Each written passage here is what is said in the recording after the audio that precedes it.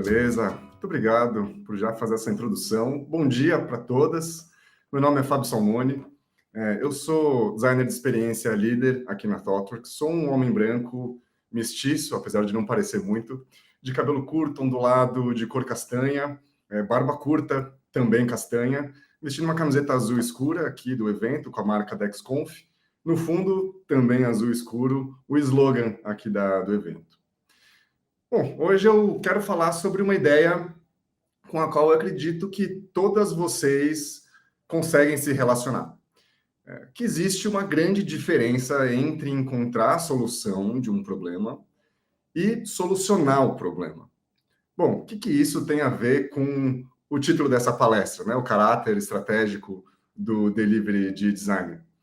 Encontrar a solução para um problema é o que motiva a estratégia. E solucionar o problema é o delivery de design. E eu quis muito trazer esse tema aqui para vocês, porque eu já senti na pele, muitas vezes, dois tipos principais de dores relacionados à visão do delivery de design com e sem estratégia. Ou seja, solucionar uma coisa que talvez nem seja um problema, ou pelo menos não o problema que a gente deveria estar solucionando. Vou contar um pouquinho mais para trás. Antes da Handmade ser adquirida pela ThoughtWorks, e eu fazia parte desse time da Handmade, a gente falava tanto, mas tanto, sobre como era legal trabalhar em projetos de planejamento estratégico, de produto design, de pesquisa, de construção de visão de futuro, que ninguém mais queria trabalhar nos projetos muito focados em delivery. Ninguém tinha assim, tesão mesmo, né, de trabalhar com isso. Não consideravam que era um trabalho muito intelectual. E aí a gente corria o risco de cair naquela caricatura de consultoria que faz um planejamento maravilhoso e que depois não implementa, não executa e talvez nem saiba se o cliente conseguiu mesmo botar no mundo aquele plano maravilhoso, né? Por outro lado, no dia a dia dos times de design que trabalham com engenharia de software, é muito comum usar o método ágil ao extremo, assim, tipo, se perdendo na personagem, olhando para cada sprint, sem olhar para o todo, né? E aí a gente nem tem mais certeza qual que é o problema que a gente está tentando resolver, assim, qual é a causa raiz, né? Mas na prática, todos nós já sentimos na pele, de alguma maneira, que existe essa grande diferença entre encontrar a solução de um problema e solucionar o problema. Assim, independente de onde você esteja na hierarquia da sua empresa ou até da sua senioridade. Mas, afinal de contas, o que isso tem a ver com delivery de design?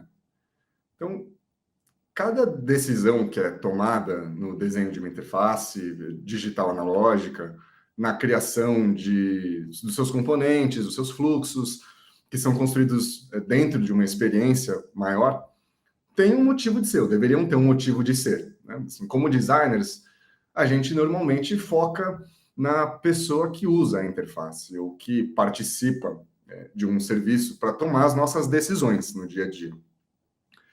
Mas como profissionais que estão dentro de um ecossistema de negócios maior, designers também precisam lidar com uma camada mais de complexidade para tomar suas decisões, né? Que é a estratégia do produto, a estratégia do negócio, ou às vezes até a estratégia de outras áreas ali que fazem parte desse ecossistema, né? E o delivery de design, afinal de contas, ele é o processo que fornece esses artefatos de design, as especificações necessárias para o desenvolvimento e implementação de um sistema ou de uma aplicação, né? É uma ponte assim, entre a conceituação desse sistema, do software, e a sua implementação. Então, o delivery, ele deve, ou deveria ser, a materialização de tudo aquilo que é feito para atingir os objetivos e os resultados chaves, né, as OKRs. Portanto, seria estratégico, né, dessa maneira. E aqui eu vejo um trabalho intelectual enorme, né, porque cada elemento da construção para o atingimento assim, desses resultados chaves ou da entrega, do delivery de design, deveria passar por uma reflexão sobre o impacto que tem dentro dessa grande construção estratégica, né? Do produto e do negócio, do tipo, essa feature descrita aqui no roadmap do produto atende qual objetivo de negócio, afinal de contas? A designer se pergunta ali, qual que é a melhor interação que a gente pode construir para atingir os objetivos do negócio, os objetivos do produto. Eu estou criando uma experiência que leva o produto para mais perto da sua aspiração? E o objetivo de negócio, claro, está relacionado à percepção de valor das usuárias, que é explorado assim, no processo de definição da estratégia, nas etapas de descoberta e definição. Né? Quer dizer, talvez eu esteja sendo muito otimista aqui, mas, de qualquer maneira, vocês provavelmente já viram muitas vezes essa representação do processo de design, que está aqui na tela, o duplo diamante. E eu gosto de acreditar, de novo, sendo bastante otimista, que esse processo é relativamente padronizado para a criação e entrega de valor no mundo da engenharia de software em geral. Mas no mundo real, no dia a dia, assim, raras vezes, poucas vezes, o processo acontece exatamente como está na literatura. E às vezes a gente não tem certeza nem de que existe uma estratégia por trás do desenvolvimento do produto no qual a gente está trabalhando. Tem uma definição de estratégia, já que a gente está falando tanto de estratégia, a gente está falando do caráter estratégico do delivery, de design, que eu gosto muito de um brasileiro, Fernando Luzio, e eu vou pedir para a Júlia colocar maior aqui na tela, que diz que a estratégia é um conjunto de escolhas e não escolhas claramente definidas e implementadas que geram singularidade no mercado e estabelece principais rupturas que a organização deverá realizar para promover um crescimento sustentável e conquistar sua visão de forma consistente com a visão e valores. É um conceito relativamente complexo, que tem várias partes dentro dela. Eu vou ler de novo rapidinho aqui, só para a gente ter mais atenção. Então, estratégia é um conjunto de escolhas e não escolhas claramente definidas e implementadas que geram singularidade no mercado e estabelece principais rupturas que a organização deverá realizar para promover um crescimento sustentável e conquistar sua visão de forma consistente com a visão e valores. Então, essas escolhas e não escolhas, elas são tangibilizadas justamente no processo de delivery, né? E a singularidade acontece para aquele produto no seu contexto específico. Isso leva a gente de volta lá para o diagrama do duplo diamante.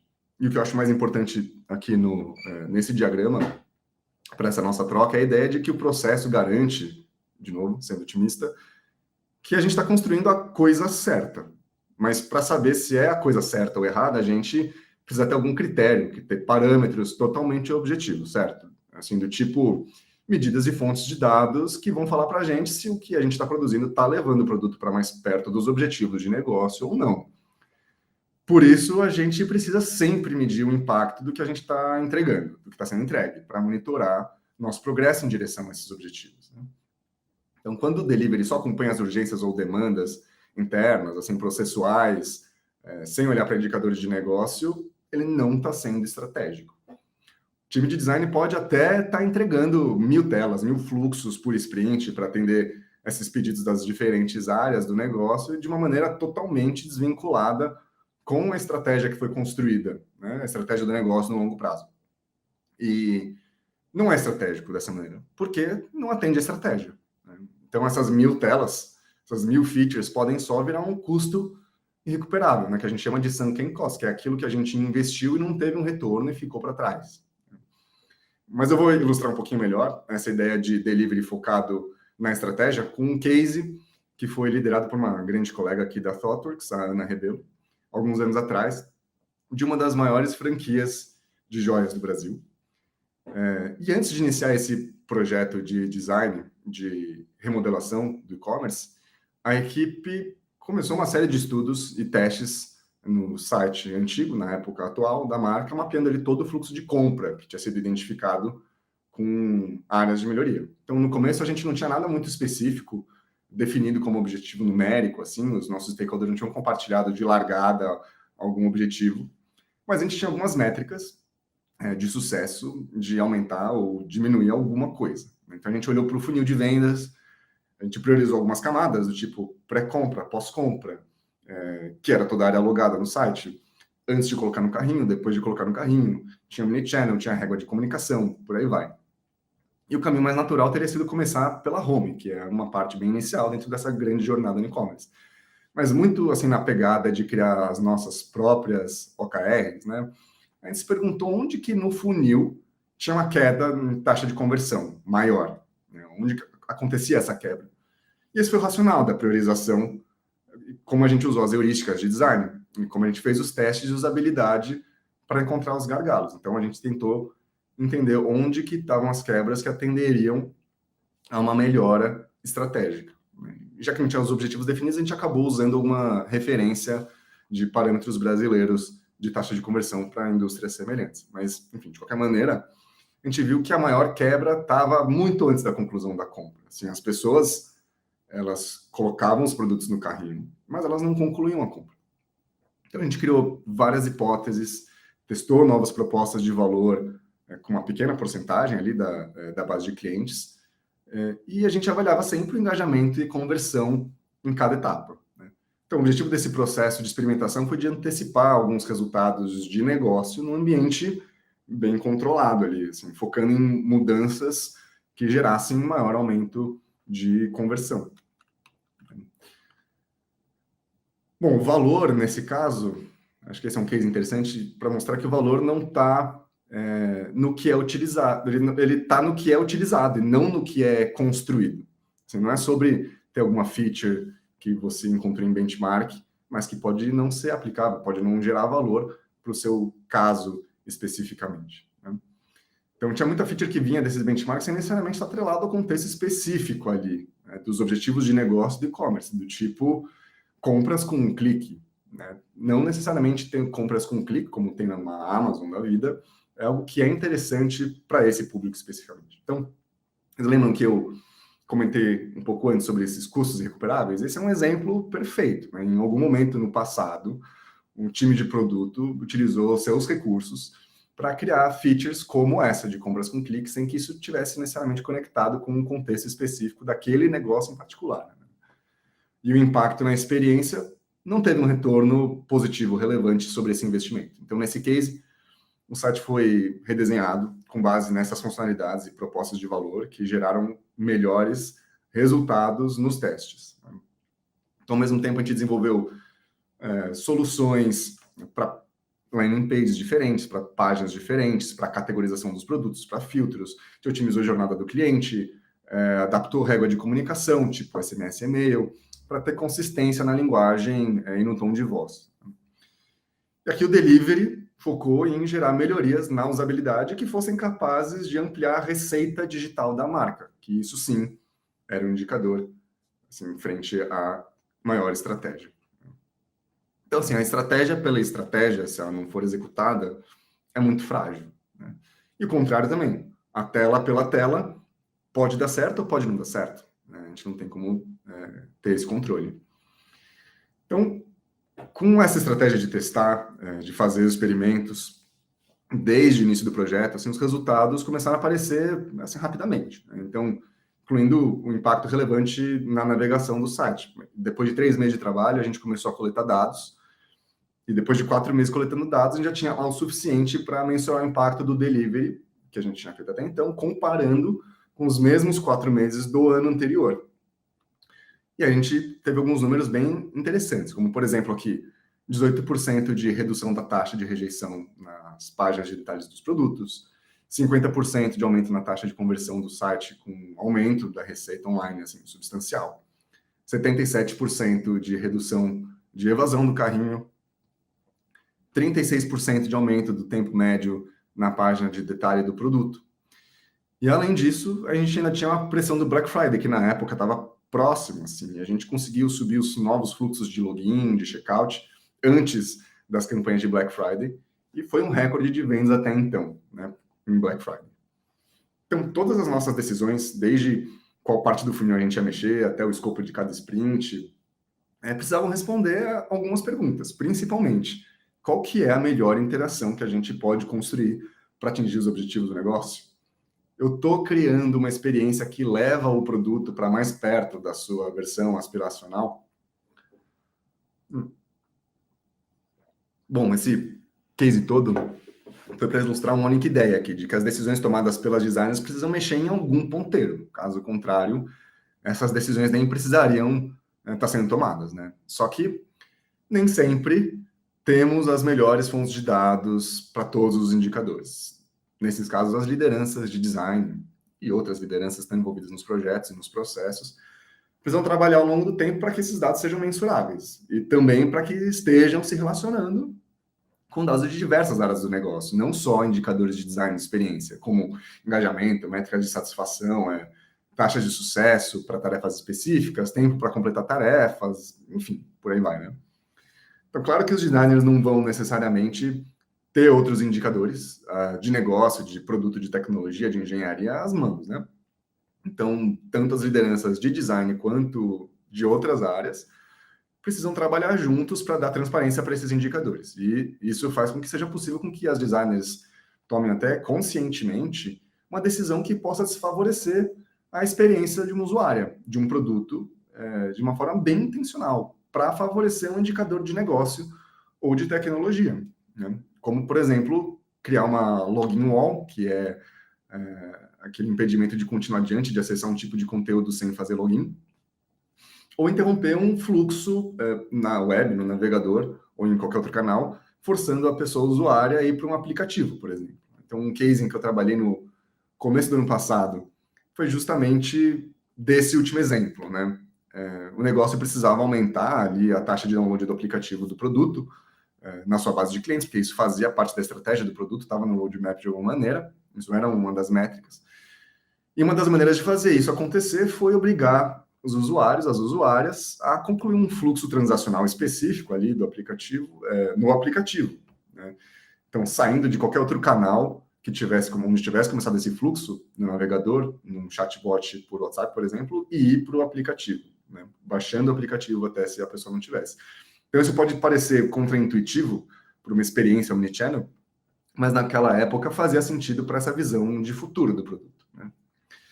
Mas, bom, eu vou falar agora de um outro case que teve participação de outras colegas da ThoughtWorks, como a liderança de design da Vanessa Cordeiro, para ilustrar a ideia de relacionar indicadores de tecnologia e produto no processo de delivery de design. Então, nesse outro projeto, feito por uma das maiores empresas do ramo cosmético no Brasil, a nossa missão era de construir um ecossistema de design para que as pessoas que trabalham com produtos digitais na empresa fossem capazes de criar soluções padronizadas e que estivessem alinhadas com as marcas do grupo, que era mais de uma. Então, a gente queria se beneficiar das melhores práticas de documentações, de bibliotecas existentes. A gente está falando de um design system, que eu vou chamar de DS, porque a gente vai falar um pouquinho sobre isso daqui para frente, tá? Então, delivery e estratégia precisavam estar totalmente alinhados aqui. Uma coisa que é muito comum em times de DS não ter um orçamento próprio, já que o DS não é uma unidade de negócio normalmente, acaba sendo encarado como um centro de custo, né? E aí as squads acabam precisando destinar uma parte do seu orçamento para a manutenção desse design system. E claro que assim, isso não é sexy para as pessoas que fazem a gestão das squads ou dessas outras áreas, dessas outras unidades de negócio. Então é tipo uma vaquinha mesmo, né? Principalmente não é interessante, não é atraente para elas se elas não enxergam um benefício muito prático e direto em usar o design system.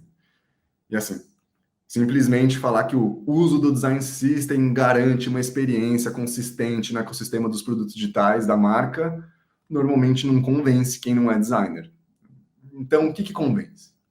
Bom, de uma maneira bem simplista, tudo que pega no bolso convence. Então, eu já vou falar aqui do retorno que esse DS conseguiu trazer e como esse delivery, esse tipo de delivery é estratégico e foi estratégico nesse caso. Então, direto ao ponto aqui, a gente conseguiu comprovar uma economia de 97% em custo de desenvolvimento para as squads com que foi entregue com o design system. Uau, né? 97% é um número bem expressivo, né? E para essa economia acontecer, o time do design system precisou definir as prioridades de desenvolvimento com base nas stacks mais demandadas pelas squads, pelas necessidades de negócio das squads, formulando OKRs para orientar o time do Design System a evoluir esse Design System como um produto focado nas necessidades das squads que eram as nossas usuárias. Ou seja, olhando para os tipos de indicadores que eu falei lá atrás, que apareceu no slide agora há pouco. Né? Então, a gente está falando aqui de o design ou o delivery de design fazendo ponteiro na direção que o negócio estava precisando junto com esses indicadores de engenharia. Né? A gente está falando aqui de redução do time to market, redução do tempo para desenvolvimento das features, throughput rates, entre outras coisas, que também estão relacionadas a indicadores de negócio e produto. Bom, chegando aqui já no fim, eu queria só retomar aqui algumas ideias que a gente discutiu. Então, de novo, o delivery de design, ele precisa ser a materialização de tudo aquilo que é feito para atingir as OKRs. Né? É isso que faz o delivery ser estratégico. Não é estratégico só ficar reparando componentes e fluxos que estão criando algum atrito para a experiência, se isso não faz o produto chegar mais perto da sua visão de futuro. Quando essa é uma tarefa que não se propõe a mexer em indicadores específicos desse produto, desse negócio, naquele momento especificamente, isso não é estratégico. Né?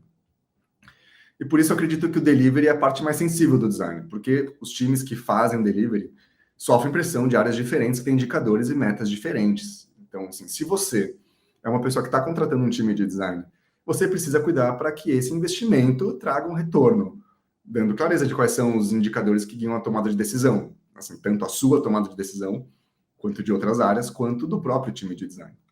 E se você é uma designer ou lidera um time de design, precisa definir as suas práticas de forma de trabalho, de padrões de entrega, de priorização, como a priorização é feita no dia a dia, e mensurando também o impacto das entregas.